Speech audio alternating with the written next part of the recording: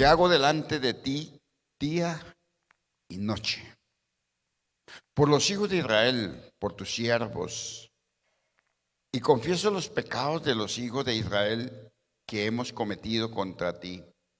Sí, yo y la casa de mi padre hemos pecado. En extremo nos hemos corrompido contra ti y no hemos guardado los mandamientos, estatutos, preceptos que diste a Moisés tu siervo. Acuérdate ahora de la palabra que diste a Moisés tu siervo diciendo: si vosotros pecareis, yo dispersaré por los pueblos. Pero si os volviereis a mí y guardareis mis mandamientos y los pusiereis por obra, aunque vuestra dispersión fuere hasta el extremo de los cielos, de allí os recogeré y os traeré al lugar que escogí para hacer habitar allí mi nombre. Ellos, pues, y sus siervos, tu pueblo, los cuales redimiste con tu gran poder y con tu mano poderosa, te ruego, oh Jehová, esté ahora atento tu oído a la oración de tu siervo y a la oración de tus siervos, quienes desean reverenciar tu nombre. Concede ahora buen éxito a tu siervo y dale gracia delante de aquel varón, porque yo servía de copero al rey. ¿Qué tal si oramos? Padre, muchas gracias. Gracias, Señor, por tu palabra, por tu amor, por tu misericordia, por tu fidelidad y por todas las cosas que tú haces y harás en el nombre de Jesús. Amén y amén. La palabra que vamos a ver se titula Mensajeros de Libertad. ¿Cómo se llama? Somos mensajeros de libertad. Y voy a iniciar con una historia. En 1888, la reina Isabel Cristina Leopoldina expidió la ley Áurea en Brasil, mediante la cual daba fin a muchos años de esclavitud. Todos los que tenían esclavos deberían publicar el decreto de la reina de libertad en la puerta de sus haciendas, de sus palacios, de sus casas, y hacerlo público. El asunto fue promulgado y todos los lugares en Brasil deberían tener ya su nombre, el decreto en las puertas publicado. Y los esclavos libres. Pero pasó algo al siguiente día de la publicación del decreto. Todos los esclavos volvieron a sus trabajos habituales. Siguieron obedeciendo a sus amos y siguieron siendo esclavos. Y este hecho llamó la atención de la reina y de todos los colonizados en Brasil, porque no entendían que ya no eran esclavos, que no tenían que volver a la esclavitud. ¿Por qué seguían siendo esclavos si ya eran libres? Y descubrieron algo. Los esclavos no sabían leer. Y el diablo vive en el temor, pero se alimenta de nuestra ignorancia. ¿Cómo es? El diablo vive en el temor, pero se alimenta de nuestra ignorancia. Siempre hay una verdad detrás de la verdad. Siempre hay una verdad detrás de la verdad, que no puede ser anulada, que no anula la primera, pero la hace más profunda. Y nada sucede hasta que no decidamos ponernos la camiseta y hacer la verdad como es. En la Biblia, en la palabra de Dios, hay un personaje que decidió cambiar lo que parecía una situación definitiva, difícil. Se llamó Nehemías, por eso quise leer esto. Nehemías nunca fue llamado a ser titular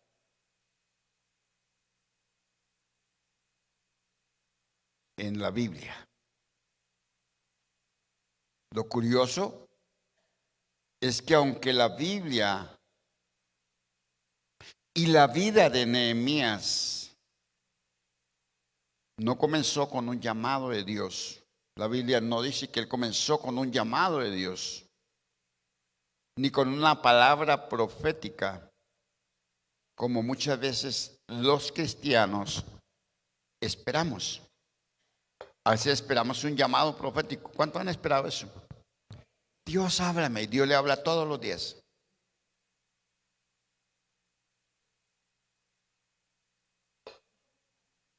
¿Y cuántos siguen pidiendo que Dios les hable? Dios háblame, y Dios todos los días hablando. Le habla por el programa, le habla, a menos de que usted no sintonice la radio, la televisión cristiana. Hoy tenemos todos los medios sabidos y por haber. Pero este hombre, del que estamos hablando aquí, no fue con una llamada profética a Nehemías. Nadie le dijo, así te dice Dios, así te dice Jehová. No era un titular. Es más, vivía y estaba a unos 1,600 kilómetros de distancia de Jerusalén, es decir, ir de Bogotá a Cartagena y regresar a Bucaramanga. 2 meses al lomo de camello, más o menos. Pero se enteró por Ananí, uno de sus hermanos, que regresó, que fue allí y preguntó y le dijeron, los muros están caídos. En aquellos días las ciudades eran amuralladas. No sé si ustedes se acuerdan, los que fuimos criados en el campo, que las fincas no las cercaban como ahora, que las cercan con alambre de púa y todo, sino que levantaban muros de piedra. Y existe aún. Y no solamente en Colombia, donde David vive llama su yarda, que es un terreno enorme, como para construir un barrio que es de él, su casa, porque él vive en un condado. Y todo es un muro que lo cerca en piedra, muy viejo ya, partes caídas. Es en piedra. Y las ciudades de aquellas épocas eran ciudades amuralladas, donde el enemigo le quedaba muy difícil entrar allí para atacar, destruir. Y los judíos que habían sido deportados a Babilonia por 70 años, habían dejado la ciudad, habían derribado los muros, habían quemado las puertas, y está en una situación difícil. Y él pregunta por la situación y le dicen, los muros están, la ciudad está en ruina, los muros caídos, las puertas quemadas, y es una situación difícil. donde podríamos decir que ellos estaban avergonzados, los judíos, y podían decir, Dios nos abandonó, Dios nos ha abandonado. Estamos en una situación crítica y muchos creían que era el fin del caos. La situación era difícil, su moral estaba por el piso, vivían en medio de escombros y se sentían totalmente derrotados, desamparados, deprimidos y lo peor, creían que Dios no estaba con ellos. Sus enemigos decían que nada les iba a permitir reconstruir sus muros. De hecho, ya lo habían intentado 3 veces atrás y nadie había podido construir los muros. Cuando estaban así, cuando esto está así, la situación, hace falta un hombre de Dios. Díganme los varones de Dios. Nehemías pide cita para hablar con el rey. Y entonces dice que él inicialmente se sentó, lloró, hizo duelo y cualquiera podía decir, Nehemías está loco. Nehemías ni siquiera nació allá, Nehemías nació en el cautiverio, en Babilonia. Ni siquiera conocía Jerusalén. Sabía que era la ciudad de sus padres, pero ni siquiera conocía. Pero él dice, ayuné y oré. Y hoy es un día donde Dios va a poner en su vida, en mi vida, en la vida de todos los que nos ven por las redes, un manto de libertad, digan manto de libertad. Porque la iglesia ha creído muchas veces que está abandonada, ¿no? La iglesia sigue en victoria. Hoy día tenemos una iglesia que ha crecido unas 3,000 veces por ciento en los últimos 30 años, más que antiguamente. En Colombia contamos con unos 1.400.000, 500.000 creyentes de las iglesias y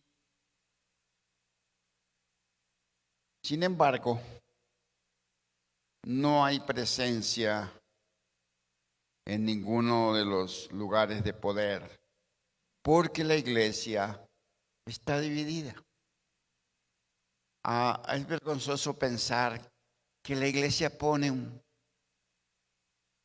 tipo, que la iglesia va y vota por alguien que no, nada que ver con el reino. Y uno dice, no está la iglesia. No contamos en este momento con representantes porque teníamos un senador que por el ansia de ir a la presidencia sin fuerza deja el poder y se inscribe para la presidencia sacando un sinnúmero insignificante de votos. Y eso pues nos lleva a meditar y a pensar que necesitamos gente en el poder. Amén. Hay una injusticia social cada día mayor.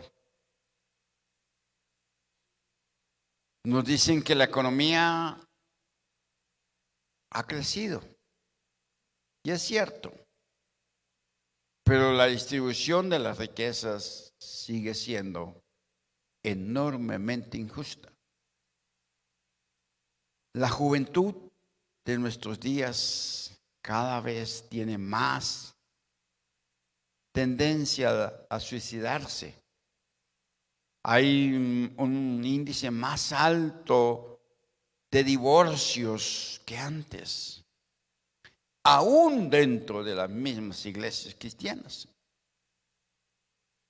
Y ese es el gran problema de hoy.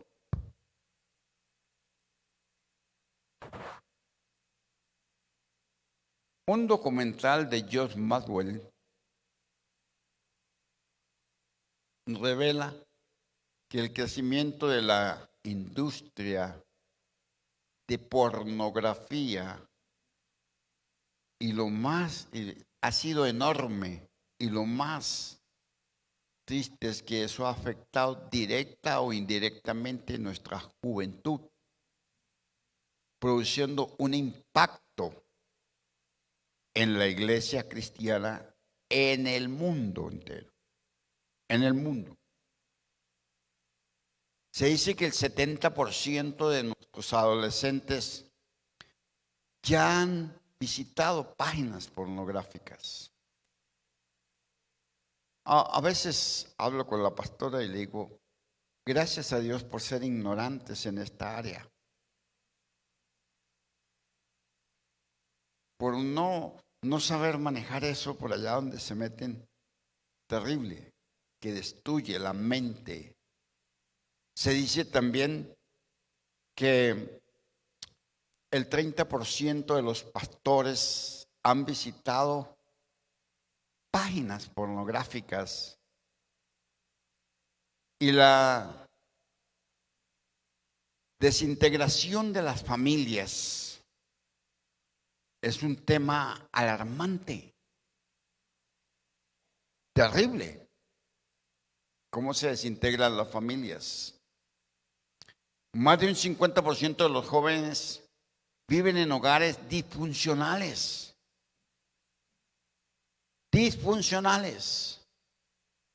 Es decir, hogares que no funcionaron. Y yo creo que igual que los días de Nehemías, vivimos situaciones extremas, difíciles, que necesitamos una generación que se convierta en mensajeros de libertad, en personas que no se avergüenzan de ser hijos de Dios, hijas de Dios. Existen varios flagelos que están destruyendo a los jóvenes de nuestras iglesias en nuestros días.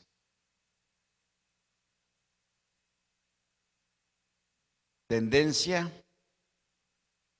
al temor, a esforzarse, al esfuerzo posible. Una generación que quiere llegar a la cima sin ningún tipo de esfuerzo, durmiendo.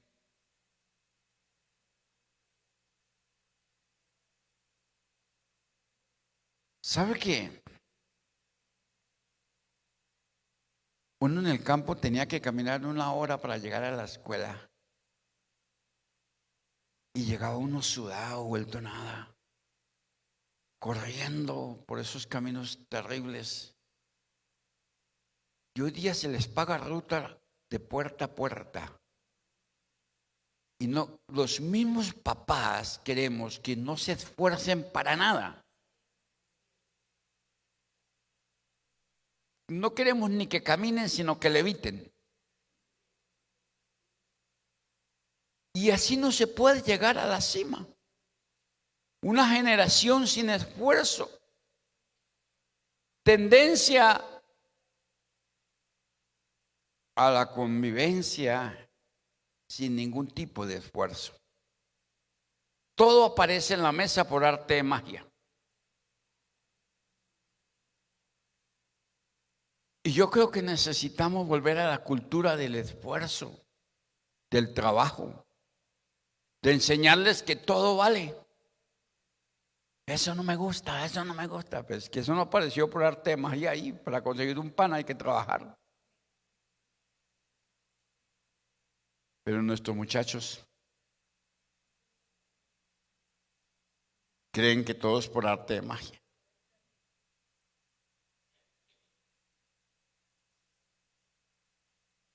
no queremos que ni madruguen a la iglesia porque tenemos un evangelio debilitado en nuestra juventud. El niño hay que dejarlo que duerma el domingo hasta las 10 porque toda la semana madruga. O sea, nosotros hacemos todo el esfuerzo para el mundo y el menos esfuerzo para Dios.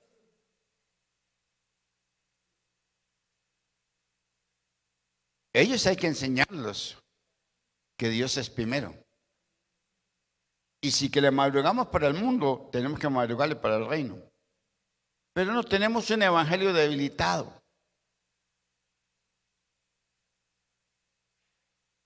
Muchas veces le hemos quitado la hombría a nuestros muchachos.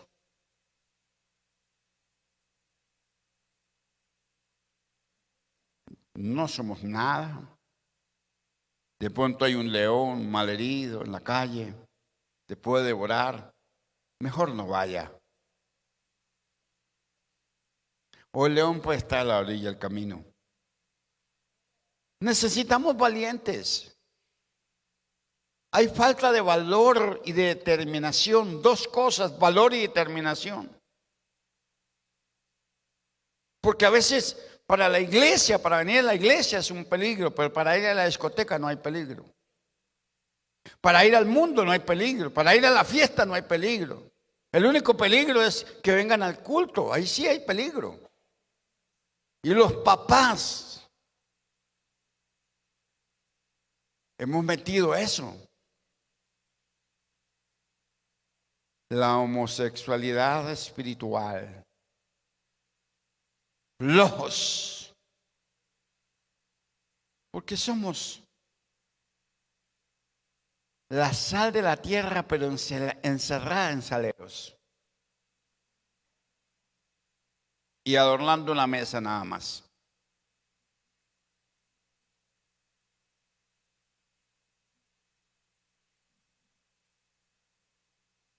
Y tenemos gente indefensa que no logran nada.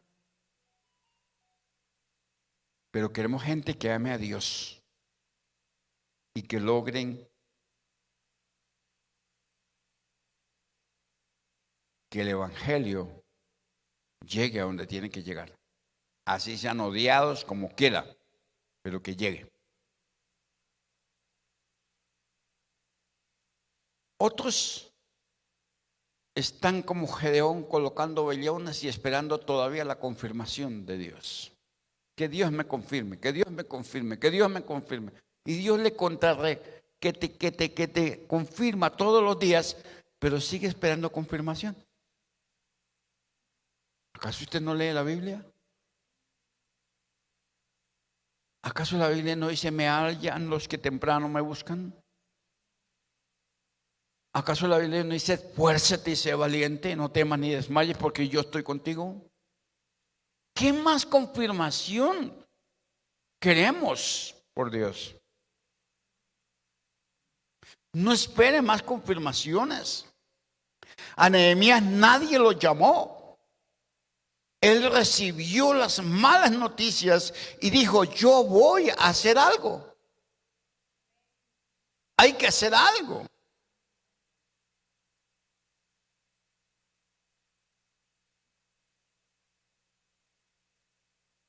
Le preguntaron a Yonggi Chot, o Ronald Chot.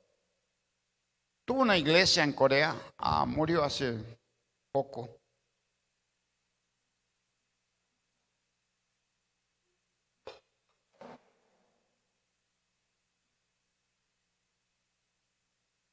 Una iglesia de 2 millones en una montaña.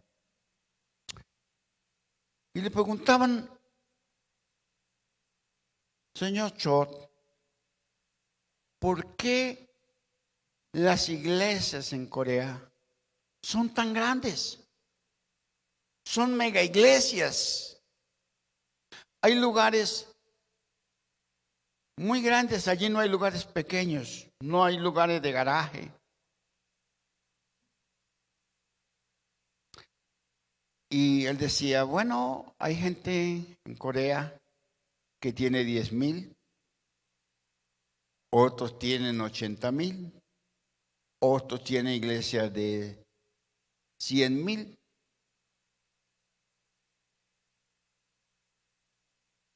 Y la iglesia de él era una iglesia en esa época de 1.600.000 personas.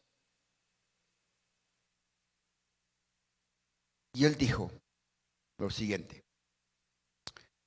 porque la gente en Corea que conoce a Cristo han sido budistas.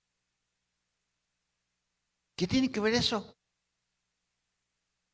Y él dijo, cuando un budista se convierte a Cristo, da la vida por Cristo.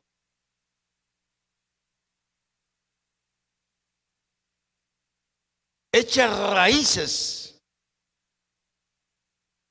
en Cristo. Y lo segundo, el budista que se convierte a Cristo no espera nada de la iglesia. No va a pelear con nadie en la iglesia. No se molesta por nada en la iglesia. El budista va a crecer y va a adorar al Señor. Por eso la iglesia en Corea es tan fuerte.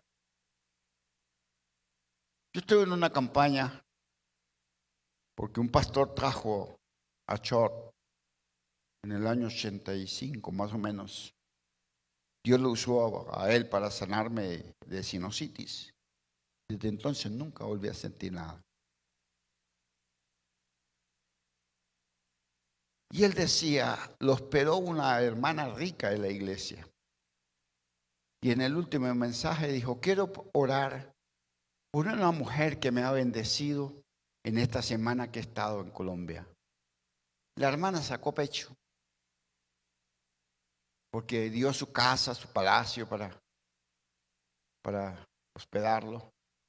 Pero él llamó a la empleada de servicio. Y dijo, esta mujer, a las 3, 4 de la mañana yo la escucho orando. Siempre está orando. Y la bendijo, le impuso las manos y la bendijo. ¿Sabe algo? En el diario de Nehemías vemos lo que uno puede ver aquí, que él hizo, que él servía a un rey extranjero, que su manera de pensar era diferente, en un estilo diferente, y que él era como el primer ministro, tenía un puesto de honor, aunque era extranjero, pero alcanzó el reinado en Artajerjes, en Darío, en Media de Persia, y llegó a convertirse en el primer ministro de allí. Era el hombre que probaba los alimentos antes del rey. Así que si iban a envenenar al rey, primero tenían que envenenar a Nehemías. Era un puesto de alto riesgo. Pero sin embargo, complementa algo que es leal y digno de ser confianza. Todo descansaba en él. Era el hombre que se convierte en confianza.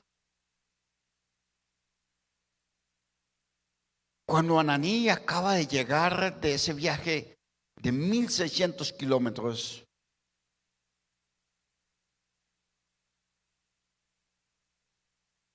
Nehemías tomó una determinación que le involucró 5 principios de libertad. Número 1. Entramos al mensaje ahora sí. Nehemías era un hombre de oración. ¿Qué era Nehemías? Era un hombre de oración. A mí me entristece mucho la hombría en acción, porque casi no veo hombres de oración. Y eso es muy peligroso. Y siempre predico esto y digo, la vida termina en cualquier curva del camino. Ayer veíamos el testimonio de Sergio, el hijo de Mayerly. Sergio es un abogado que lleva 5 años trabajando en la alcaldía de Soacha. Un abogado, chico que se preparó. Y esa mamá duró solamente, completaba 30 días de enfermo y ya murió. Nunca se supo que tenía eso. Cuando fue el médico, usted tiene un cáncer terminal. ¿Cómo así? Terrible. Y en menos de 30 días termina. La vida termina en cualquier curva, en cualquier momento. Tenemos que ser gente de oración. Amén. Dice la palabra que tenemos que reaccionar. Porque él siente tristeza y ora por unos 4 meses, desde el mes de Nisan al mes de Quisleu. Unos 4 meses de oración. Y en el libro, en el capítulo 1, hasta el último capítulo, usted va a encontrar más o menos unas 11 oraciones que el tipo hace, solo en ese libro. Porque él escoge a Dios. Y Dios escoge a Nehemías. Porque Dios escoge hombres y mujeres de oración para revelarse a ellos, para traer su gloria a la tierra. 2, era sensible a las necesidades de su alrededor. Él no conocía a Jerusalén porque él no había nacido en Jerusalén. Él nació en Babilonia, en la cautividad. Y podía no interesarle nada. Decir, esa gente sí, papá era de por allá. Mas sin embargo, cuando oyó hablar del pueblo de Dios, se tomó en serio aquellas noticias que no eran buenas, que eran malas. Porque Dios va a usar personas que le importen lo mismo que a Dios le importa. Amén. Que se duelan por las mismas cosas que se duele Dios. Que le interesen las mismas cosas que le interesan a Dios. Que amen las mismas cosas que Dios ama.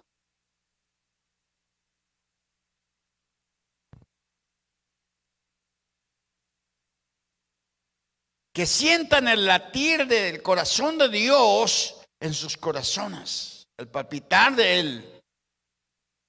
A Dios le importa ese tipo de personas. A Dios le importaba que los muros que estaban caídos fueran levantados. Porque era una vergüenza para el pueblo de Dios. ¿Cuántos sienten eso? Había algo que me estaba atormentando.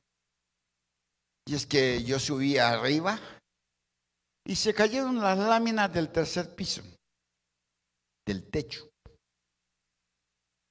Un día se cayeron y teníamos unos 15 años y en plena 15 años con un hermano bregando a tener para arriba y clavando tornillos porque se desprendieron. Esas láminas son pesadas.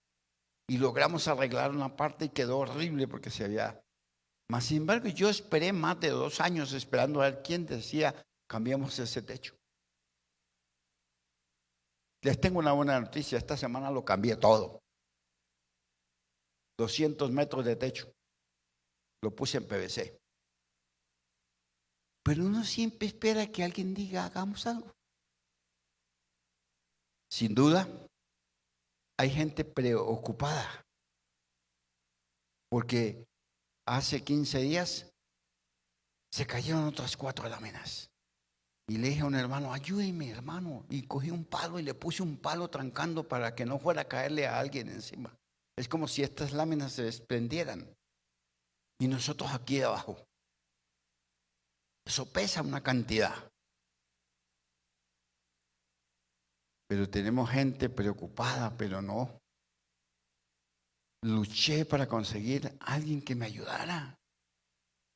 Porque solo no podía. Fui, metí la tarjeta y la endeudé para comprar todo ese techo. Y hay un techo nuevo. Pero hay algo, tenemos que ocuparnos. No preocuparnos, sino que ocuparnos en las cosas del Rey. Diga, quiero que mi corazón se quebrante ante las mismas cosas que se quebranta el corazón de Dios. Amén.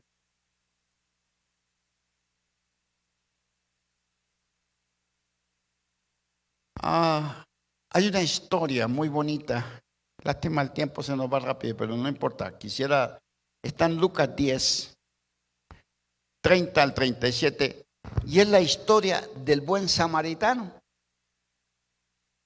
La historia del buen samaritano dice que un sacerdote bajó, lo vio y cambió de acera y se fue por la otra acera. Después bajó un doctor de la ley, lo vio y cambió de acera y se fue por la otra acera. Porque a nosotros nada nos importa de lo que pase. Pero bajó un buen samaritano y dijo, wow, hirieron a este hombre. Lo cogió, lo vendó, lo montó en su caballo y lo llevó al mesonero y pagó. Y dijo, lo que gaste de más te lo pago cuando regrese. Pero qué triste cuando las cosas no nos importan. Es preocupante. Cuando las cosas no nos importan, nos cambiamos de acera y nos vamos por el otro lado. Y listo, solucionamos el problema. Humanamente.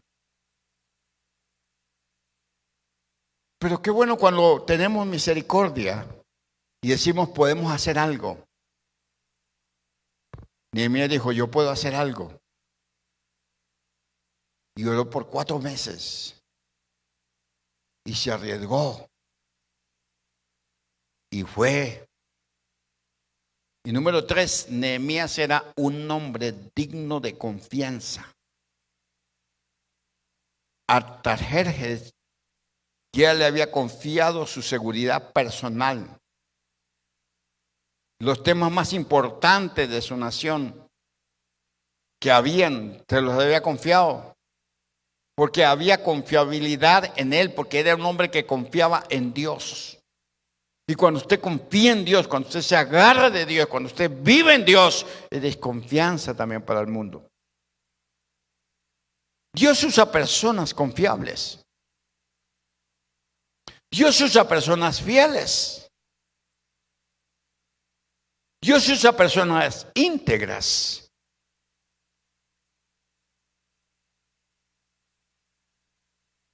Dios usa personas que en lo poco son fieles para poner en lo mucho. Amén. De hecho, la Biblia dice en Lucas 16, 13, el que es fiel en lo poco, lo es fiel en lo mucho. Amén. Y Dios quiere usar a personas así.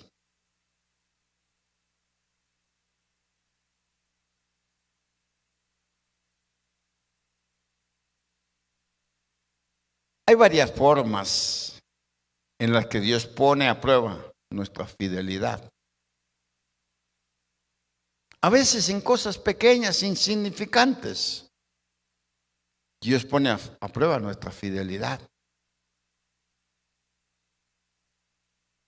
Y una de ellas es en cómo servimos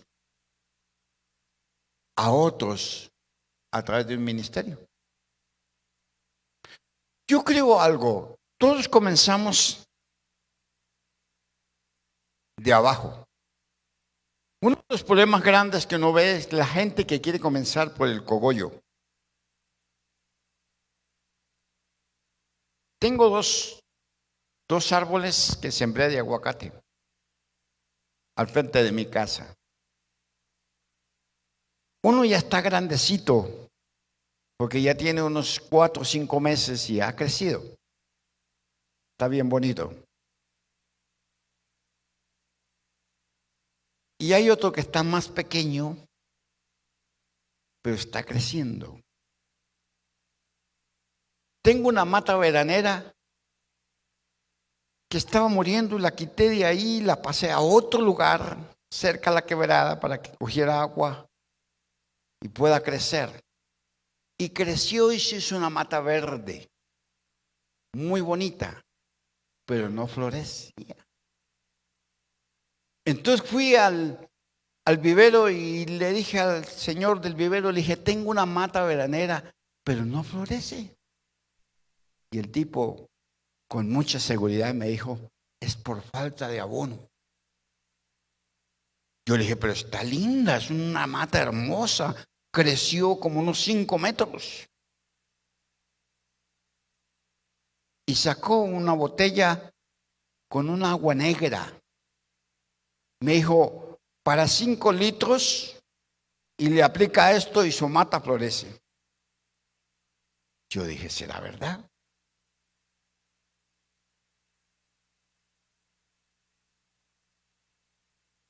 Le dije, ¿cómo se llama eso?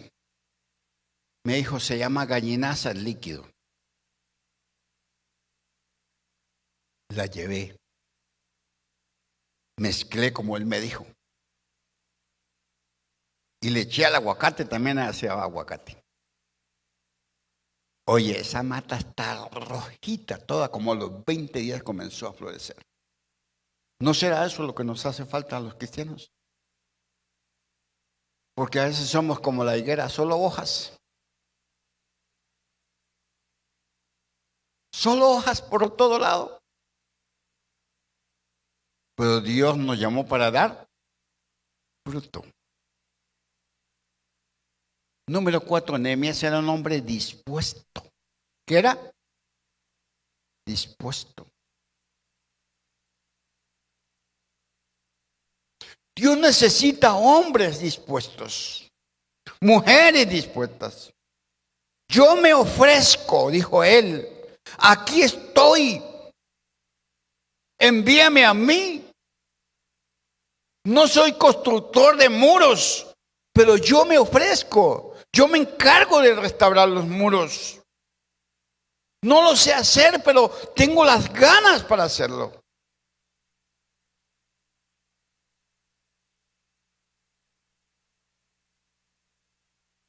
¿Sabe qué es lo que nos falta a nosotros? Disposición. No miró la distancia, es que son 1.600 kilómetros para llegar allá. Él no miró eso, a lomo de camello. Nehemías dijo, yo voy.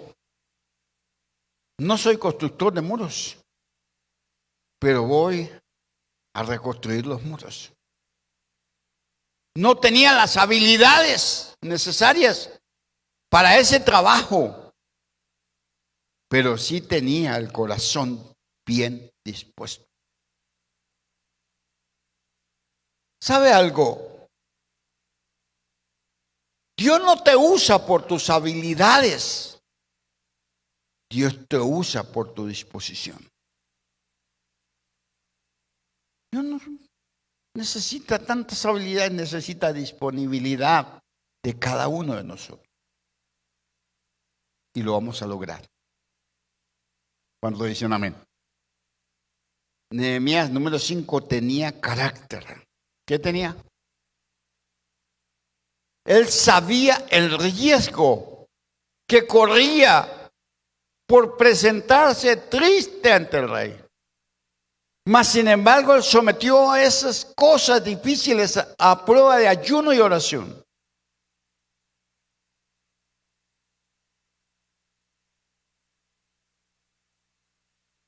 Y lo logró. yo voy a construir, yo voy a hacer, yo soy la persona. Me gusta lo que hizo el rey David. David nunca había ido a una pelea de ejército con ejército. Pero cuando David llegó a llevarle comida a sus hermanos, oyó el desafío que había de Goliat hacia el pueblo de Dios.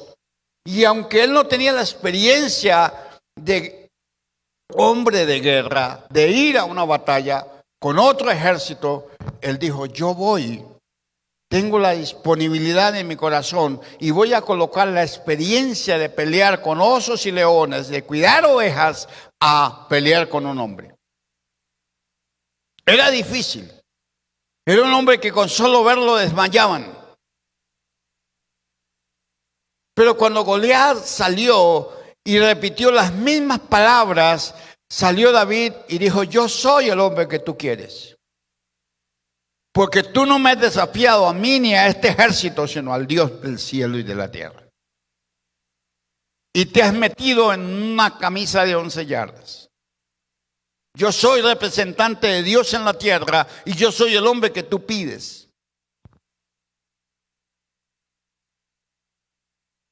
¿Y sabe qué dijo Goliat? ¿Acaso yo soy un perro para que venga a mí con palos y piedras? Y lo menospreció.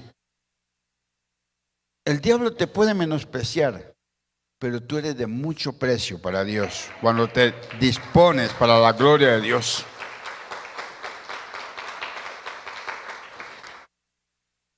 ¿Sabe algo?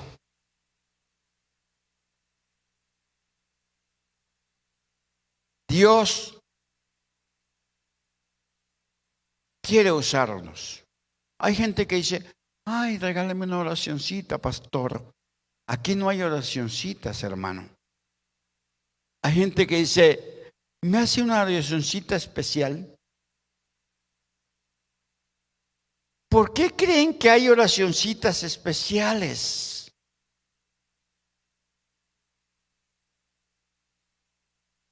No hay oraciones light.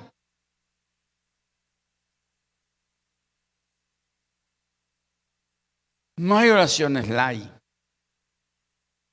Hay gente que dice, hazme una oracioncita. No hay oraciones mágicas.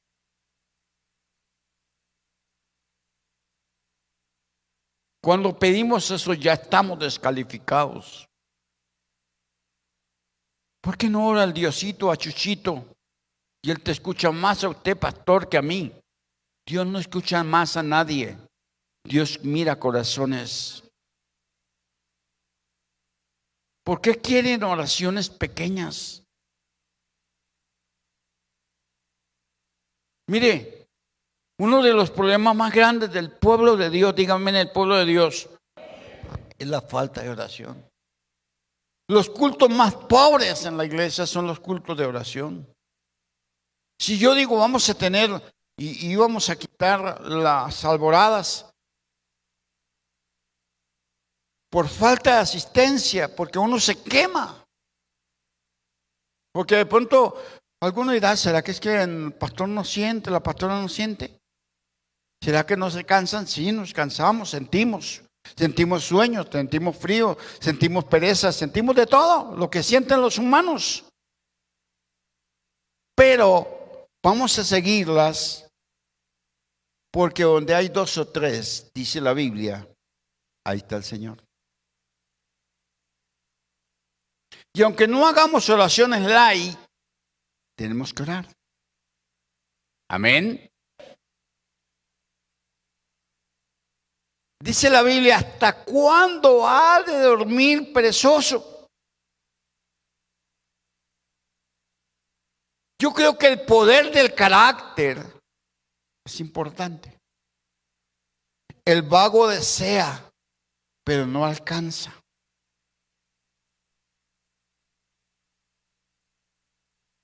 Y mueren los vagos por infarto. Porque la codicia del vago lo lleva a la muerte. porque nunca alcanza.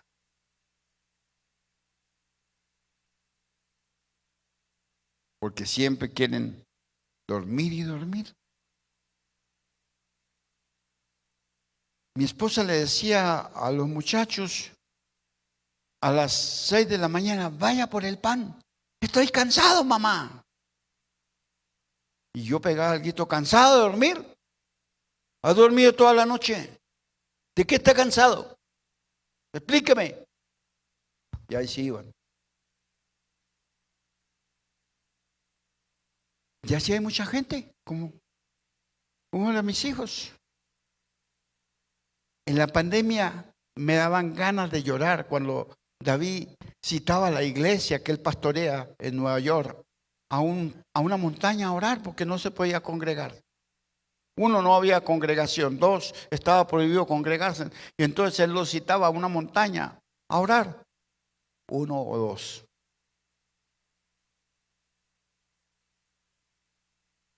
Ahora tienen un lugar y lo cita a todos a las 5 de la mañana, un día en la semana, a orar. David trabaja a más de 2 horas en carro, en autopista, a 130 por hora. Y él va todos los días al colegio. Ahora, uno dice, si él va todos los días a esa distancia, ¿por qué no va a ir a 1 hora que él vive de la casa donde tiene la iglesia? 1 hora en carro también. 40 minutos, 45 minutos bien caminados. Y ya le van 10, 15. Le van a la oración. La gente puede. Diga, yo puedo. Lo que pasa es que no quiere. No es eso lo que pasa. Porque el poder del carácter tiene que llevarnos a nosotros a una búsqueda. Vea, la bendición es una moneda de 2 caras. Es recibir y producir. Yo recibo, pero tengo que producir. ¿Se acuerdan cuando Jesús llamó a los 3 hombres y les dio a uno 5, al otro 2 y al otro 1? ¿Quién no produjo? ¿Por qué no produjo?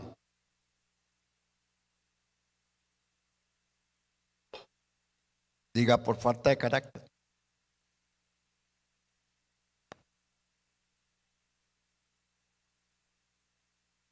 Si tu moneda tiene una sola cara, es falsa.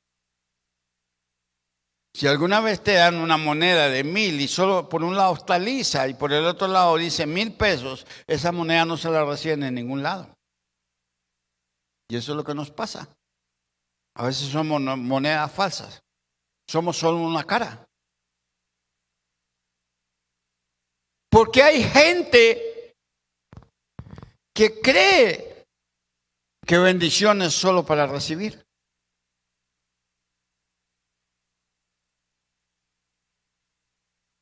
Eso es paja. La bendición, la verdadera bendición, es recibir y producir.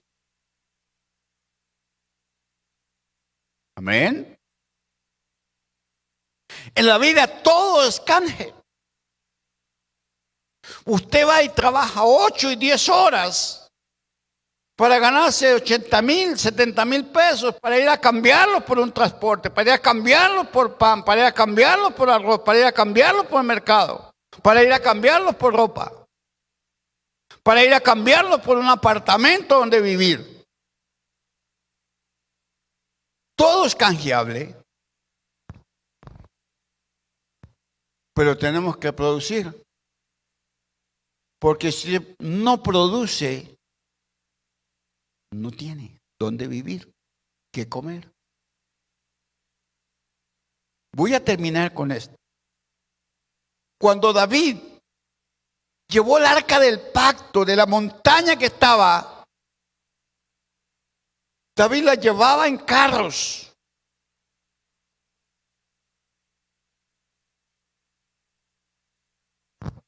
Y llegó un momento donde Usa sostuvo el arca porque los bueyes tropezaron y casi se cae y Usa murió. Entonces David dijo, déjenla allá en casa de Obed-edom geteo. No podemos seguir llevándola porque si alguien la toca muere. ¿Cómo hacemos? Y la dejaron allá. Y de pronto pasaron 3 meses. Y llegó la noticia, Obed-edom y 80, 70 tenía, Obed-edom tenía una cantidad de hijos y nietos y bisnietos ya. Eran 80 personas, 70. Dijo, todos son prosperados. Han sido bendecidos.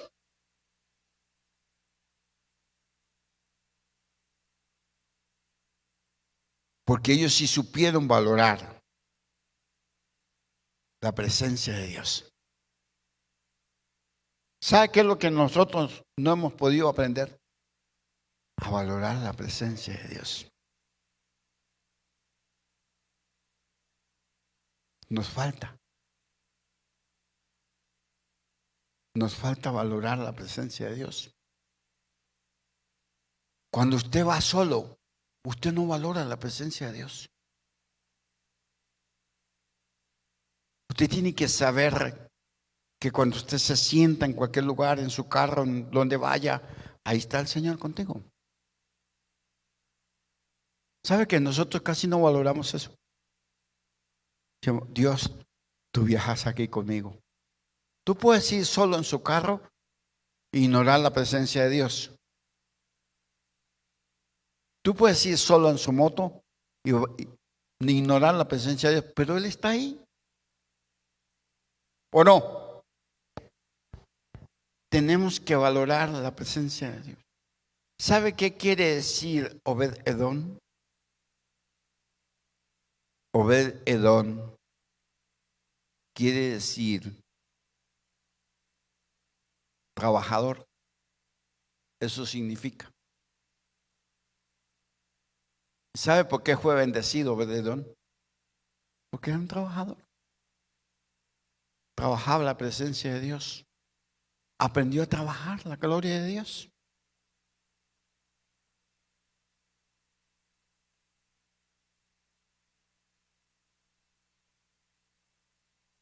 ¿Sabe por qué se sentó Nehemías a orar y llorar 4 meses? Porque él valoraba la presencia de Dios.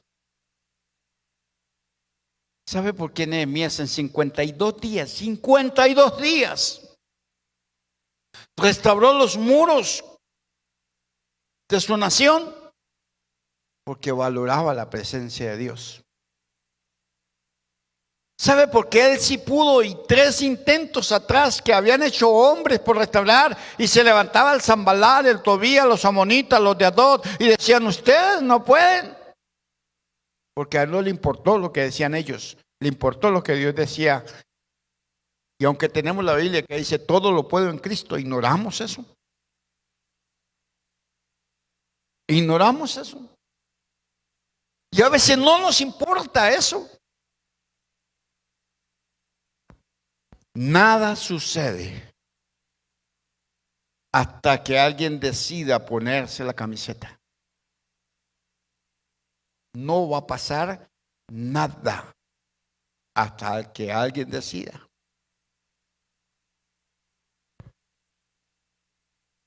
Puede vivir en la situación más extrema. Yo viví cuando vine a Bogotá. Papá fue fundador de un barrio llamado San Jacinto, allá en La Gloria, más allá de La Victoria.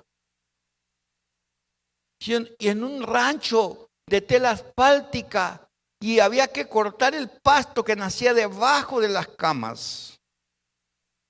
Y atrás hizo un hueco y ese era el baño. Por falta de visión.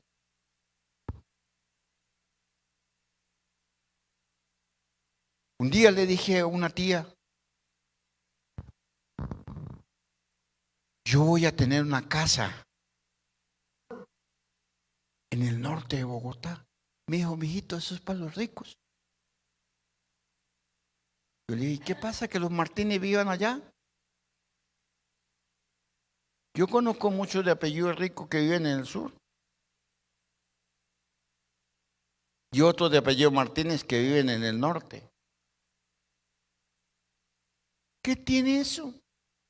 Si tú eres una hija de Dios, eres un hijo de Dios, puedes tener el palacio que quiera, donde quiera. Porque el problema no es su generación, el problema es que hay que romper la maldición de la mentalidad que nos ha cautivado por años.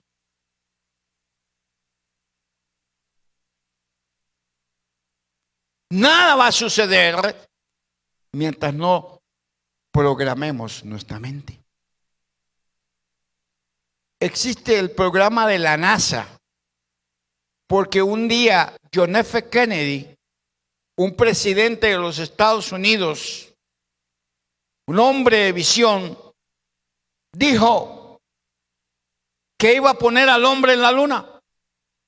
Todos decían que estaba loco. Pero John F. Kennedy dijo, antes de que esta década termine, el hombre estará en la luna. Y antes de que terminaran esos 10 años, el hombre estaba en la luna. Y ahora existe la NASA.